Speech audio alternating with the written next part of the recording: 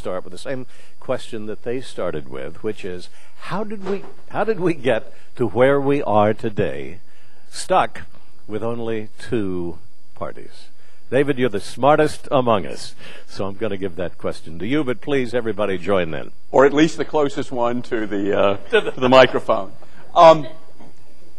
In general, I think political scientists understand that the single-member district and the first-past-the-post system encourage both parties to form large enough coalitions to get a majority. Now, this is certainly not something that always happens. Canada and England have similar systems, and yet they both have large third parties. In the United States, we haven't had an ongoing third party since the Republican Party, which wasn't a third party for very long because it replaced the Whigs almost instantly. So I think it's that sort of thing. I also know from my years ago, being active in trying to create a third party, most Americans think the two-party system is in the Constitution.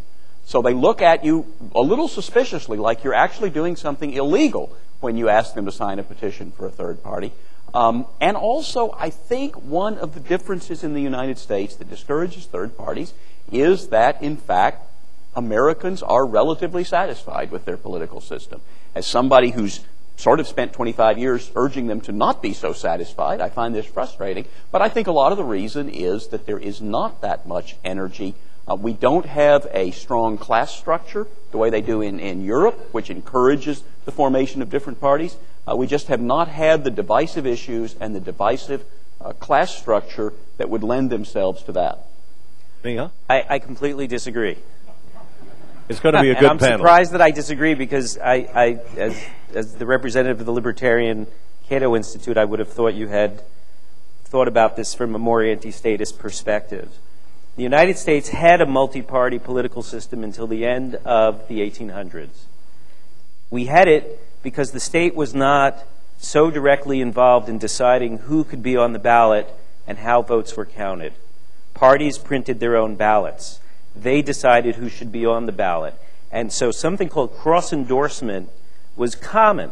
A small party was not stuck in the position that it is today of essentially asking people to spoil or waste their vote by voting for a candidate who, generally speaking, can't win. Because parties printed their own ballots, they could put whoever they wanted on the ballot. And you had a multiplicity of parties. Frequently, the small ones would fuse with a large party. They'd support the same candidate, but the votes were counted separately.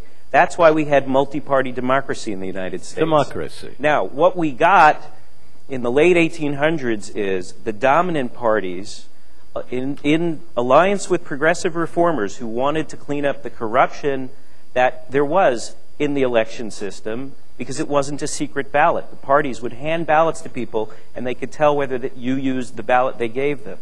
So they said, we have to go to what was called the Australian ballot. The secret ballot comes from Australia. And that's where you have one uniform ballot that everybody votes on, which is good, right? Secret ballot's good for democracy. The problem is that you have to decide who's going to be on the ballot. Who decides? The state prints the ballots. Who writes the laws for the state? The dominant political parties. So we had multi-party democracy. We had a third party in particular in the end of the 1800s called the Populist Party that was very strongly challenging the dominant parties.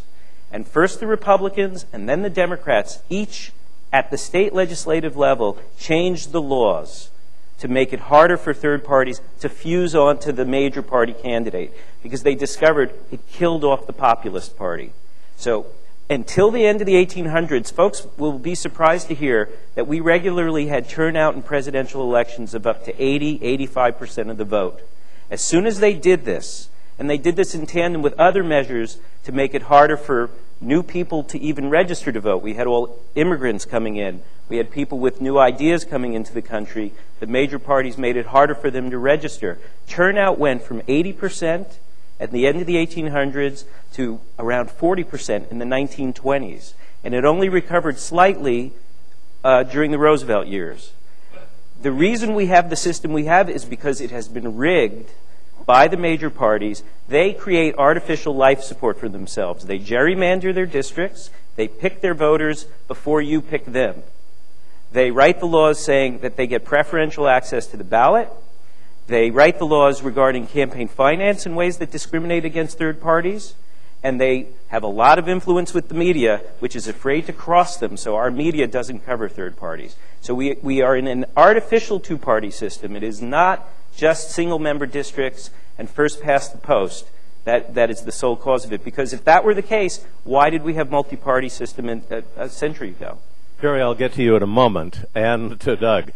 But our hero tonight is a man from San Francisco, a lawyer, who has dedicated his life to getting more third parties, more candidates, access to the ballot than anyone else in the country. Richard Springer. Well, thank you, Bill, but I'm not a lawyer. I don't know if that's good or bad. Even better. There's a terrible misconfusion about the term two-party system. Two-party system was coined in 1911 to describe the British political system. When there's no proportional representation, as both of you said, we do get a system where two parties are much bigger than all the others. It just happens that way. Britain and Canada, as was mentioned, also have the same single-member winner system that we have. Nevertheless, in Britain and Canada, there are powerful third parties. We've seen a third party in Canada win control of the Ontario provincial legislature a little over 10 years ago, and they have Saskatchewan right now. In Britain, the Liberal Democrats are very strong. We used to have that system in this country. Britain and Canada have a strong tradition that the government shouldn't discriminate. It should treat everybody equally.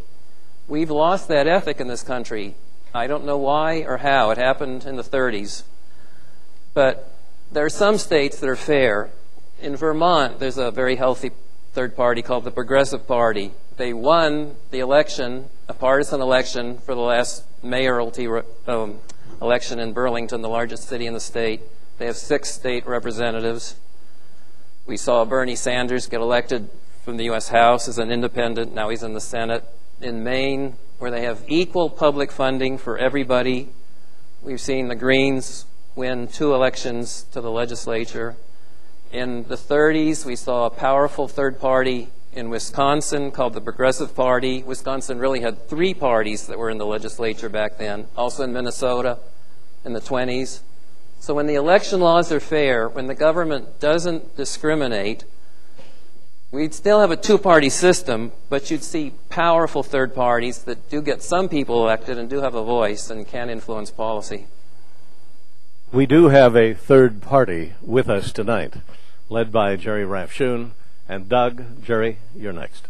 Well, I don't know what a big deal about parties. Do you know what you mentioned that they don't talk about the two-party system in the Constitution. They don't say anything about parties in the Constitution. It's not mentioned. George Washington, as he was leaving office, said the greatest danger to the Republic are the political parties, that they only bring faction. Use the word faction, that the conflict between the parties is to divide and consequently not get anything done. But it has served the political class well. There's no reason why when the two parties, and we've done well with the two parties, of course, but when they seem to not be able to work together for the common good, that we cannot remedy that with the advent of a third party. And you mentioned that the Republican Party came to the forefront as the second party or the first party in 1860. And that was when the country faced the greatest crisis of its career.